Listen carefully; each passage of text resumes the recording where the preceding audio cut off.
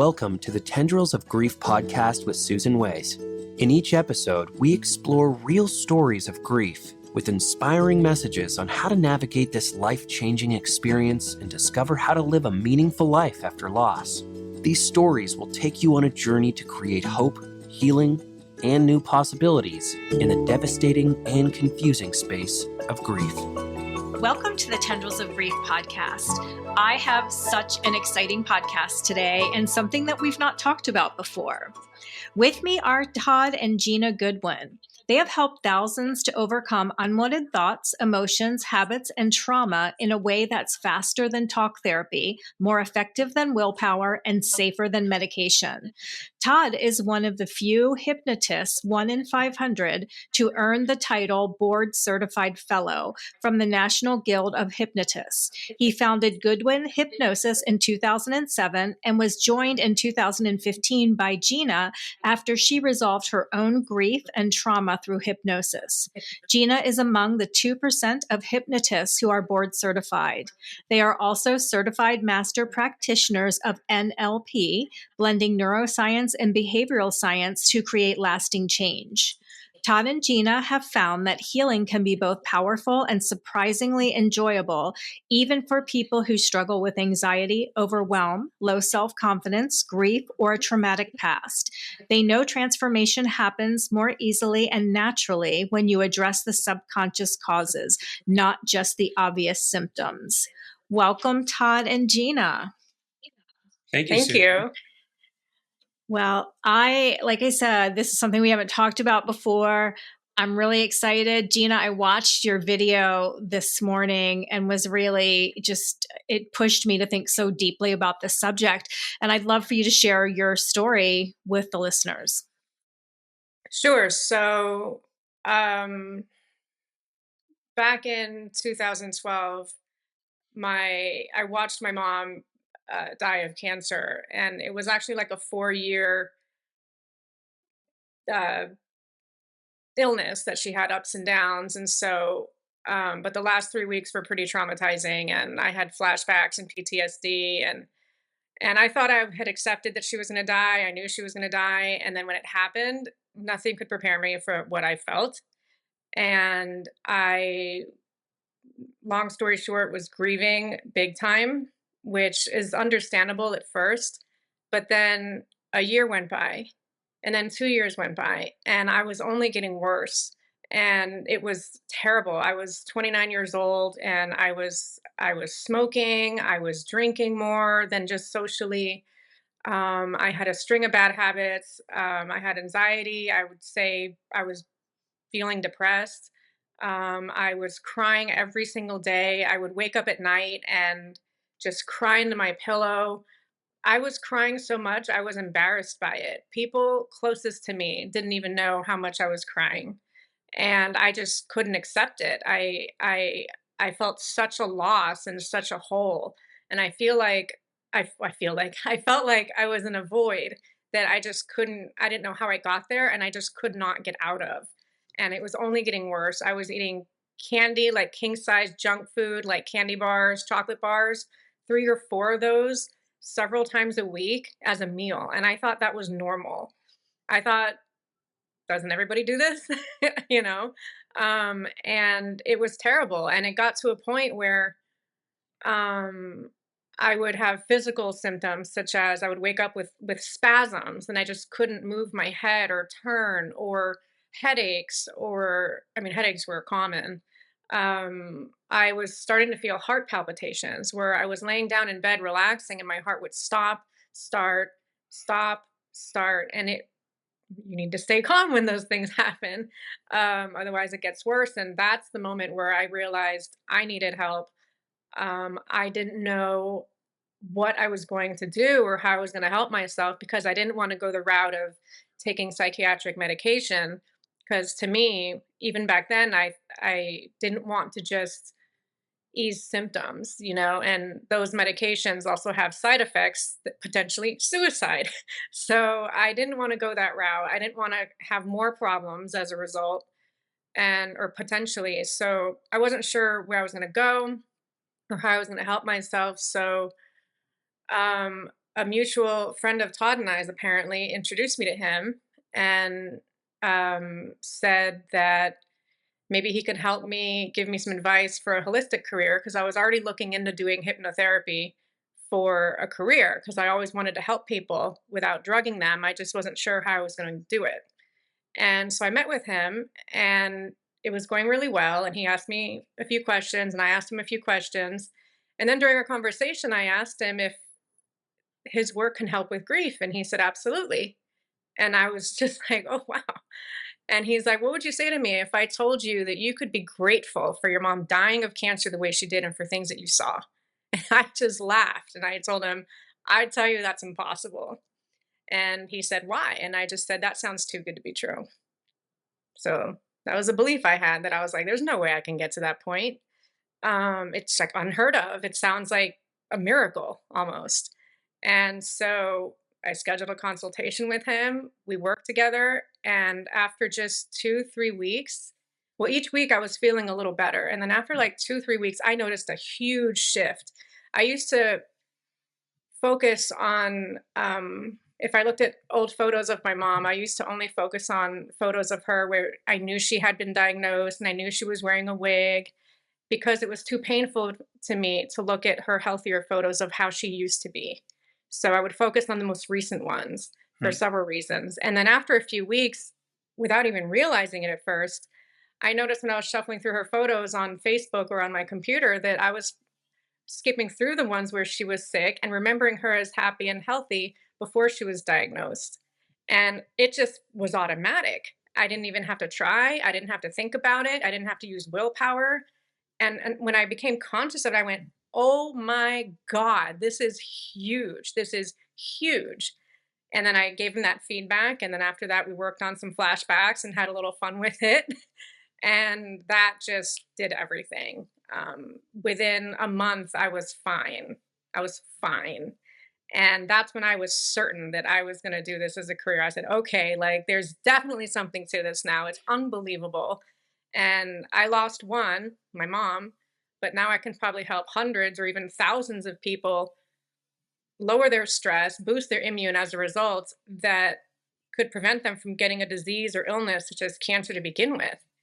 And I think that's something to be really proud of. And I think that's something I can really stand by. And so, yeah, I am grateful for how it all happened. It gave me a new life. It gave me a new career path. I was in a dead end career, dead end relationship, just not really going anywhere. And it gave me direction. It gave me purpose, fulfillment. And here I am. I love that story so much because it's relatable to anyone grieving. And I get that question a lot from my listeners is like, I can't, they'll say, get over this, or I can't figure this out, or I'm just stuck in my grief and I feel like I should be in a different place. So there's the grief, then we judge ourselves for the grief, then there's shame that comes up.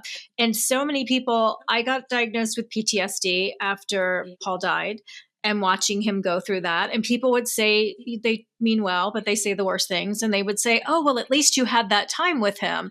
And I said to someone, it's like watching an invisible force beat up the person that you love and you're helpless to do anything about it. And it's terrible. It's traumatizing to watch that decomposition from cancer. Our daughter together got diagnosed with PTSD. She's still working through that. So everything you're saying is so relatable for people grieving. And I love that you have this tool. And Todd, I think you were wanting to say something, jump in and say something. Let me just add one more thing about flashbacks that I didn't mention is I had flashbacks every day. Sometimes, I mean, they come out of nowhere. Right. There would be times where I'm driving on the highway, which is a very scary highway in Miami, and I would have to pull over because a flashback would come in and I would just lose it. And I almost got fired from my job. I just couldn't cope. Like the flashbacks were unbelievable and they're real. Yeah. And it's very hard to contain yourself. I understand. It's very hard to contain yourself and keep it together when it happens because there's no warning. You don't get a warning when it's about to come in. Yeah. Yeah. Todd, did you have something that you wanted to add?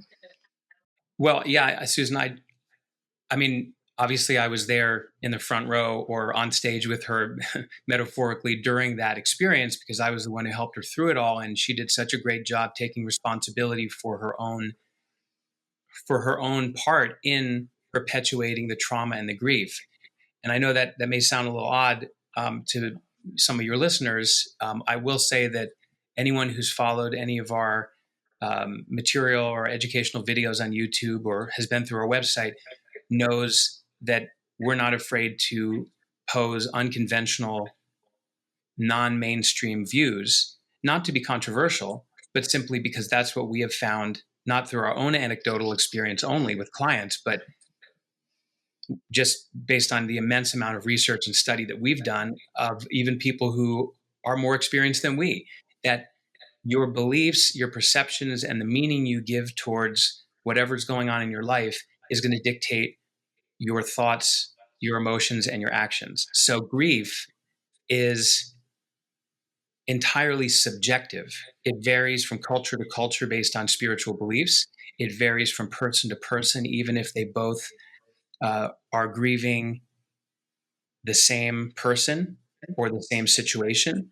And so what I think, Gina, and my goal for this conversation with you is to give your listeners a choice if they're grieving, and if they thought that grief was inevitable, which it's not, and it's not perpetual, it doesn't have to be, that to give them a choice that they can change, they can take responsibility for their unintentional creation and contribution to grieving and trauma and fears and guilt and shame and regret and resentment and all the suffering and all of its forms, right? So all of those things, including addictions, they're all self-created.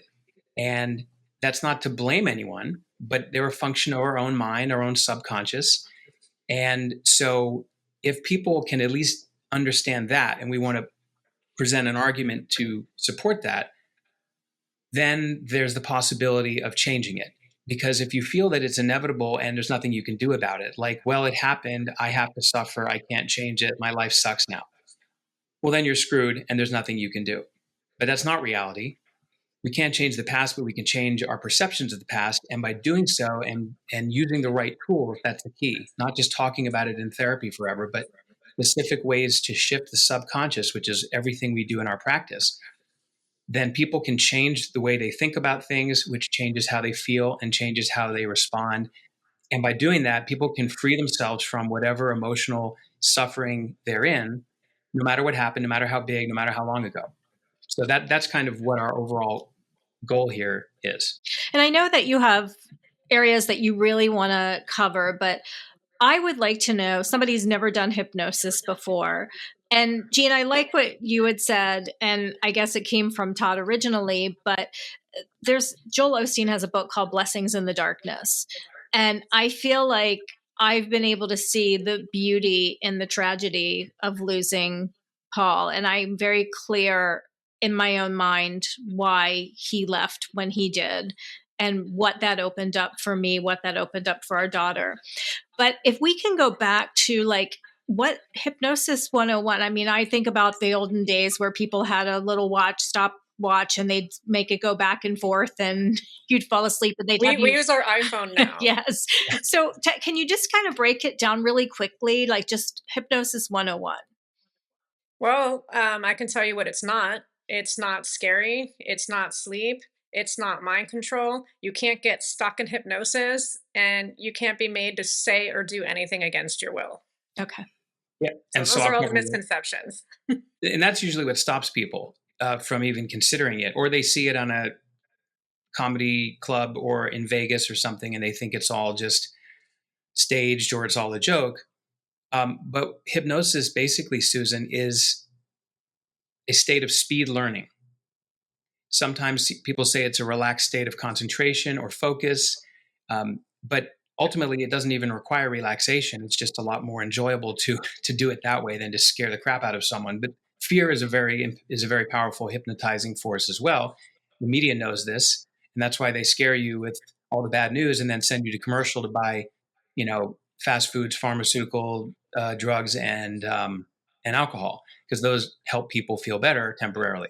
So ultimately, hypnosis is simply a state of mind that everyone experiences every day, whether they're zoning out or they're daydreaming or they're playing a video game, reading a novel, watching a movie or TV show, and they get really into it. And for a moment, it feels real. Maybe they lose track of time, or they're in a state of flow when they're really focused on an enjoyable task. Those are all hypnotic states. So everyone experiences it. And what we do is we just help people access that state for the purposes of unlearning their disempowering or limiting beliefs or perceptions. Because when someone is in a hypnotic state, their mind is very receptive and is able to change more easily, much more easily, than trying to force themselves to do something again and again, trying to chant positive affirmations or try to convince themselves of something, or to rationally understand something and just talk about it endlessly. I mean, if those other things I just mentioned were that effective, then talk therapy would be very efficient, very, very effective for nearly everyone, which it's not. It's certainly useful for some people, but people can spend months or years doing something that they really could do in weeks and overcome it quickly. And also, willpower would work, and all diets and attempts to quit smoking, drinking, drugs would be easy. The fact that those don't work indicate that that's not the effective way to change the mind. The effective way is to do it subconsciously, and hypnosis and NLP are the two most effective ways we've found to do it. What's the difference between hypnosis and meditation? Well, I'll just jump in here. I'll say meditation is a practice, hypnosis is a state. So there is overlap. You can be meditating and be in a state of hypnosis or not. I think a lot of people who try meditation find it's difficult and frustrating, and so they never actually get into that state. But the monks who are very experienced and have done this for years, they go right into a hypnotic state where they're able to feel presence or emptiness or whatever it is they're doing. But usually, the practice of it is that meditation often is contemplating a sound or a thought, or just being present and not judging your own thoughts. When we use hypnosis, we're helping someone get into a receptive state and then specifically helping them effectively reprogram their mental computer. So it's not a passive process like meditation often is, or even prayer. Meditation could be receiving wisdom, prayer might be asking for something. But with the hypnotic processes that we do, it's telling someone what they need to know or hear or imagine in order to undo their problem. So I know we talked a little bit before the show about, you had some very specific things that you wanted to outline. I'm a sponge right now because I don't know anything about hypnosis. So I'm assuming a lot of my listeners are going to be in the same boat. So I'm just going to ask you, tell me what we need to know. You can start if you want, Gina, like about choosing what to believe. I think that's important. One of the biggest thing or misconceptions or things that we'd love people to know about grief is that it's your perceptions that are making you upset. It's your belief system that are causing your suffering. One big belief is, if I stop grieving, does it mean I don't love them anymore? Or people equate the amount of grief to the amount of love they had for the person. I know I felt that way. And that's not true. You don't have to give up on love to let grief go. And another one is, it's the meaning you put to things. Your beliefs create your thoughts. And, different cultures around the world have different beliefs. Indigenous people believe in some sort of afterlife, and so they actually celebrate death. And the Mexicans do Day of the Dead, and they celebrate it. So Western culture and Western society isn't very spiritual in that sense, and not necessarily religious, but spiritual in the sense of like um The like non-physical, the non-physical right, realm, whatever that right. is. So, and those beliefs determine the emotional response to death. People have a choice of what they want to believe, you know, um, and there's no right or wrong. Everyone can decide for themselves, but people do have a choice as to what they want to believe. Yeah, and I want to jump in on after that is if someone, so let's, it's one of these hear me now, believe me later statements, or just save yourself the trouble and believe me now, is that your your beliefs and you're just your thoughts, like I said, beliefs, habitual thought patterns, memories, perceptions, meaning, all these different, basically in the realm of subconscious thought, that determines how you're going to feel, whether you're fulfilled, whether you're angry, whether you're in pain, whatever it is, it's within you that determines the output. So that's where there's a choice. If you retain grief supporting beliefs or thoughts that support and promote suffering, then you'll continue to suffer. I mean, it's very simple. I'm not saying this, like Gina said, there's no right or wrong. I never believe in telling someone to get over it. If someone says, I want to get over it or get through it or move on or whatever the word is, great. We may be able to help. But I don't think that there's any standard stages of grief that everyone has to go through. I don't believe there's any standard time frame that is appropriate, like get over it today, get over it in 30 years. It's completely subjective. We all have a choice. There are people who, for whatever reason, want to continue to grieve on some level. They want to, and that's okay. So we're not trying to change someone's what they feel is right for them. But if someone wants to end it, realize it is possible. And so really it's about deciding for yourself. You change your beliefs and the suffering, maintain the beliefs, continue the suffering. So just to be clear, everyone has a choice. It's interesting because as I've gone through my journey of healing and all the different modalities, and I've tried so many different things, one of the things I've discovered is that my grief and the way I showed up in my grief got tangled up with my core wounds from childhood. And it triggered abandonment issues. It triggered loss issues and rejection issues.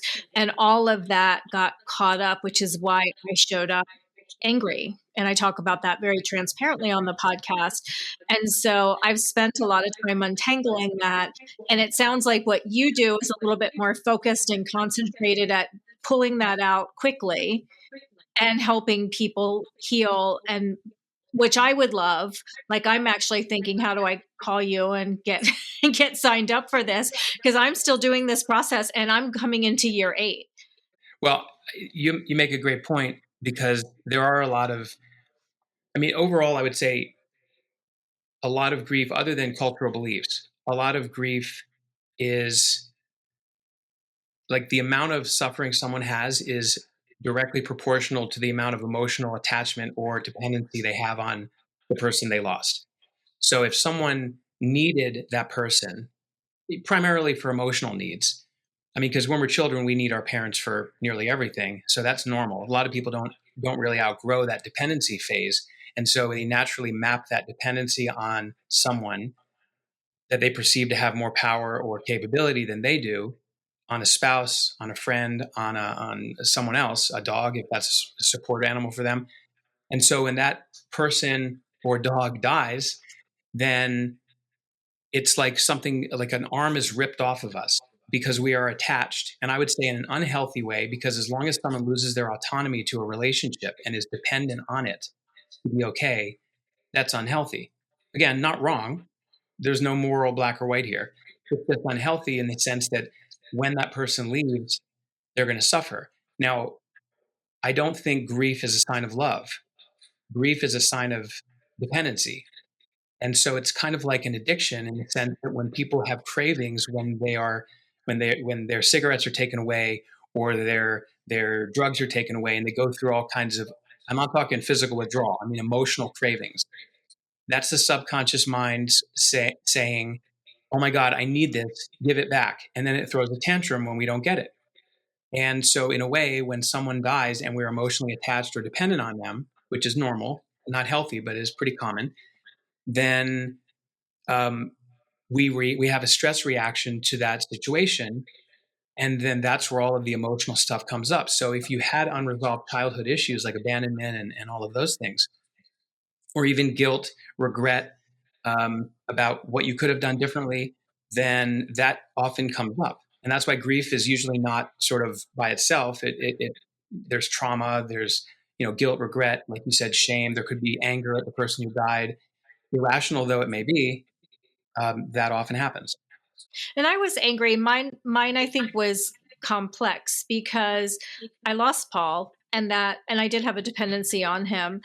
And that was the loss and that was awful. But I also believed in my mind, if I lived by a certain set of rules, if I was grateful, if I was a good steward of the relationship, if I was a good person, I had integrity, that somehow God would bless me. And losing somebody does not feel very blessed. So I became very angry at God, which then exacerbated the rejection, all of those things that I dealt with. And that becomes another whole thing that you're untangling on top of dealing with the grief. I mean, I don't want to get into religion at all, because I think that's a big part of the problem here. And I don't want to get into spirituality too much or the notion of God, other than one thing. If God, and we all, anyone who is spiritual or religious on some level believes, at least consciously, I don't think they really believe it truly, but they say God is everywhere, God is all powerful, God is good, whatever. So if we take that as square one, and so much more infinitely powerful than we are in knowledge and power and everything, awareness, then who the hell are we to question God's will? If in fact, and I'm not saying that's at all at play here, but if someone believes that God took Paul away, if you believe that on some level, then who are you as a lowly human? And I'm just playing with the model here of man and God. Who are you to think that God's wrong to do that? And if God is truly good, then isn't it more likely that it is a blessing that does hurt, but it is a blessing that you just have not been able to yet figure out in your naturally limited human scope of awareness? So if people really believe that God is good, why not simply just give God the benefit of the doubt? Now, this is all logical, but if the person doesn't truly believe it at a deep subconscious level, then they're going to react and get angry, because it has nothing to do with God. It has everything to do with I'm going to say this, our own self-oriented or selfish needs and triggers that are brought up by some external event like someone's death. Yes. Yeah, I'm sorry. I mean, I'll just say that looking back, I realized when I was grieving, it felt very selfish because I kept saying everything that I didn't have anymore or that I lost. I'll never have a home cooked meal made with love by her again. I'll never feel her warm hugs. I'll never hear her laughter again. I'll never see her smile again, when she picks me up at the airport. These are all I. It all had to do with me. And you only miss the things that you loved about the person. You don't miss that they were really messy, or that they had really bad breath in the morning, or they smoked and, they stunk because they would smoke, or you don't miss the things you didn't like. You're only missing the things about them that you really liked. Yes. And it took me time to circle back to that, because you do get into that very romanticized view of the person, and then reality comes back to you. But going back to something that you said, Todd, and we touched on it a little bit before, but through my work, I've really become very clear on what I believe why Paul left. And there are tremendous blessings. And I think that I know why he exited, when he exited, and what the reasons were. And they make perfect sense to me. And that's what I choose to plug into. And it has helped really transform the way I look at our relationship and grief. I think that's great. I mean, every situation that we judge as bad has plenty of benefits to it that we just are not aware of, which is why we judge it as bad. So whether it's a trauma or a loss, perceived loss, I'm not going to get into that in this conversation, but whatever it might be, those, what we think of as bad experiences, are just experiences that we have become more aware of the drawbacks than the benefits. And that's what creates things, all of the regret, guilt, shame, grief, all of those, backward focusing emotions, and then that perception of that thing being bad creates fear of something like that happening in the future. I mean, I'm sure Gina has a couple quick client examples that would be really helpful here, but I do want to mention something that's interesting when you talked about other issues that come up then, Susan, is that I had a client at this point, I think 10 years ago. I was looking at her Google review today, and she was in her early 20s when I met her 10 plus years ago. And her younger brother, who was in college, I think, he was sick. He went to the hospital. They didn't really figure out what was going on. He went home, and then a couple months later, he died of cancer or something. I don't remember what it was, but it was seemingly sudden. They misdiagnosed it. They missed it. Suddenly, not only was she dealing with grief, but she was also dealing with this awareness that someone could die out of nowhere. So she became afraid of dying by herself. She was afraid that she would die. And of course, then she was afraid that anyone in her family would suddenly die. So she became phobic with everything to do with death. And it was largely based on her experience of what happened. And if I can, I highlighted a couple points here that's kind of reflect on what Gina had said in her story. Right there with what you said, Todd, is that she learned her mind in that heightened emotional state, that's where the subconscious is playing. She learned that this could happen at any moment. And that was causing her suffering. Most of it. And by the way, it's true. It could happen at any moment. Mm-hmm. Just like someone who is afraid of flying on an airplane, that plane could crash. It's extremely unlikely that that's going to happen. And it's extremely unlikely someone's going to drop dead right in front of you. But it could happen. But we have risk all the time in life. And we have to get to the point where we believe that we can handle the challenges we face. And part of that empowering perspective, which unfortunately a lot of us lack, is to find the resources within us to change how we think and notice how that can change our life. So let me just say this real quick. So Amanda, and you can find her Google review from 10 years ago on our Google page, but she said, within 2 sessions with Todd, I'd already conquered my fear of death. So that was the first thing to fall. After completing all of my sessions, which I think was like a month and a half time frame, I had let go of the grief left over from my brother's death and completely rid myself of my irrational fears. So she had other fears like fear of heights and other things that just showed up from being so keyed up. She said, now this is key. This is what Gina had said, but this is Amanda. She said, being able to remember and celebrate my brother's life instead of constantly grieving his death has been such a blessing. I can't believe I suffered for 8 years and was able to so easily resolve my issues within weeks. Now, that doesn't happen with everyone, but most people in some time frame like that are able to overcome it. Not because we're, the most skilled, knowledgeable, powerful hypnotists in the universe. That's not it. It's because we're using techniques that respect how the mind learns and unlearns, and we're doing it compassionately but firmly to help people break whatever pattern that they have developed, including becoming so comfortably uncomfortable with grief that they're used to it like an old sweater that they want to keep wearing. Mm-hmm. And that's why we're kind of talking, turkey here and not just sort of giving a Pollyannish view of something which is not helpful to anyone. Gina, do you want to give a story about one or two of your clients? Yeah. So one client I had years ago, her father had died and she was very angry because she felt neglected by him and kind of abandoned by him emotionally, not like physically, but emotionally, like he just wasn't there. And he might've been an angry man. I don't remember, but when he died, she had a lot of anger and she couldn't control her anger. Like she would just blow up on people. Cause she was hurt. Usually what's underneath anger is hurt. And so when we feel disempowered, anger can be a very empowering state. You feel very powerful when you're angry. So it does serve a purpose, even if it might not be healthy in the long run.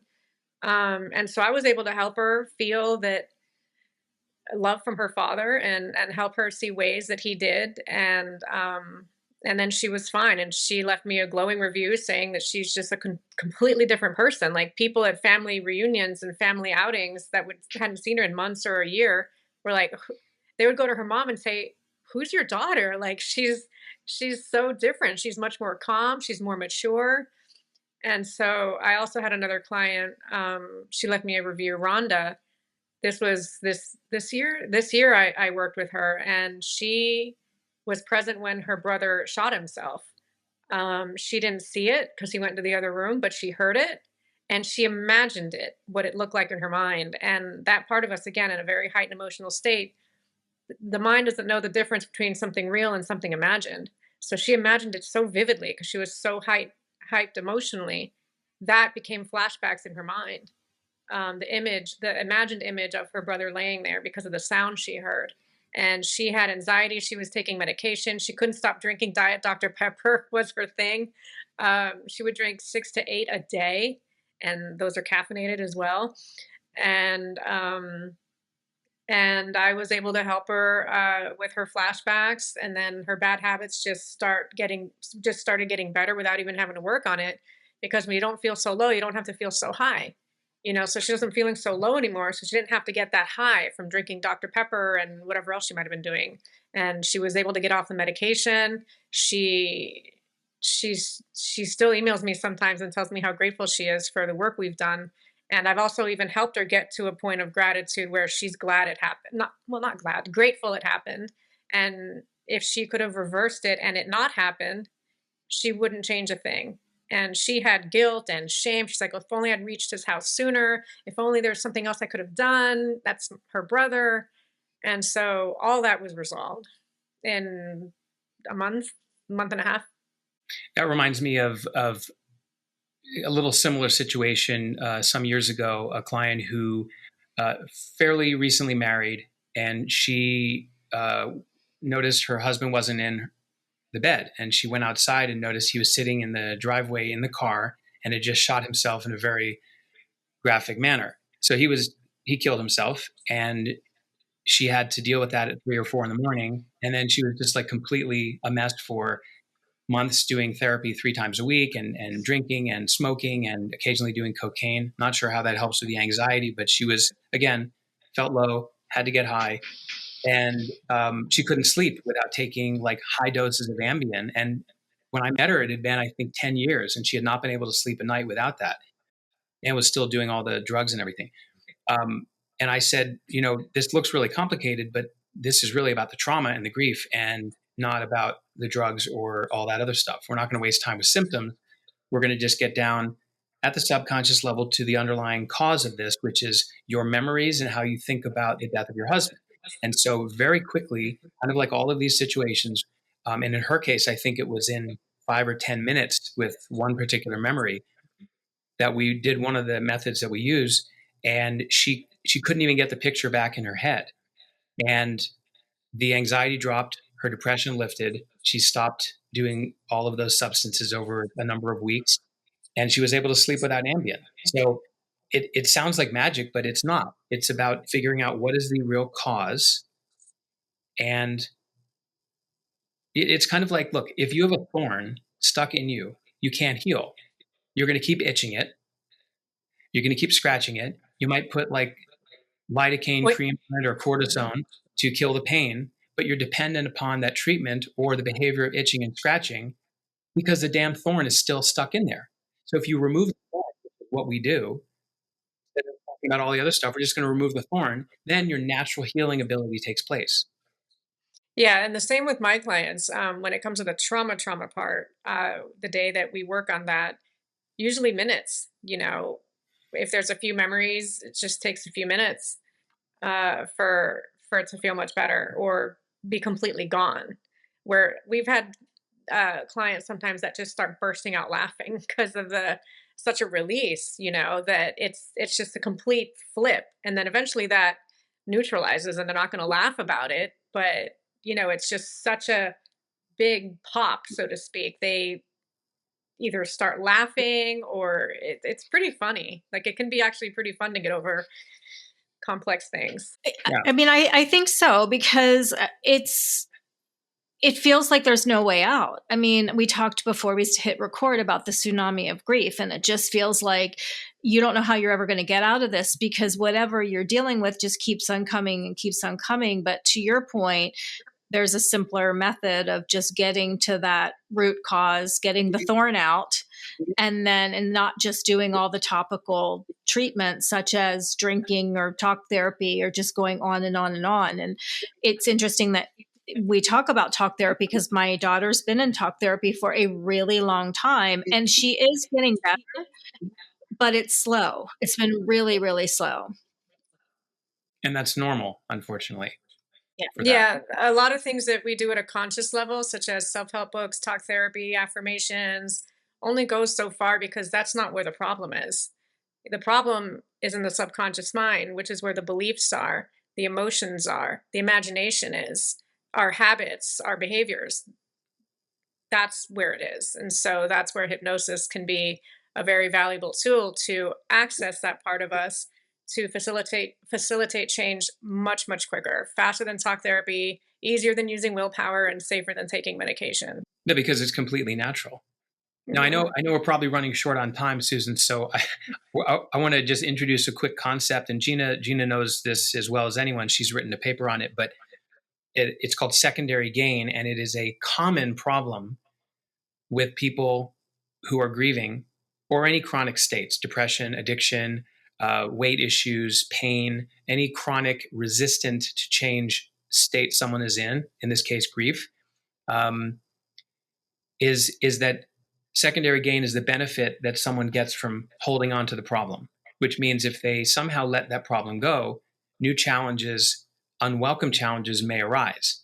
And this is not intentional, but subconsciously. And so they can actually, like support groups and things like that, can actually become addicting and can lead people to stay stuck. I mean, there's so much more. We could do probably a whole conversation just on that. I know. Yeah, the main topic of that is just that people getting sympathy and support and pity from others can be a very addicting feeling. It feels good when people cheer you up and tell you you're great, and people can get dependent on that without realizing it, and that's their secondary gain. Because if they were to resolve their problem, they're going to lose all that support and lose all that sympathy. And in their mind, it presents a bigger problem when it's really not in reality. It's just transferring the dependency that they had on the person who died onto a group emotion. It's just another form of emotional support. And again, not right or wrong, it's a choice, but people, I think, should be aware of that potential snag so they can make a choice. And that's why, I mean, years ago, I worked with a couple hypnotists who worked in our practice, and one of them was a member of a grief support group online. She wasn't in any official capacity, but she had been there, shared insights.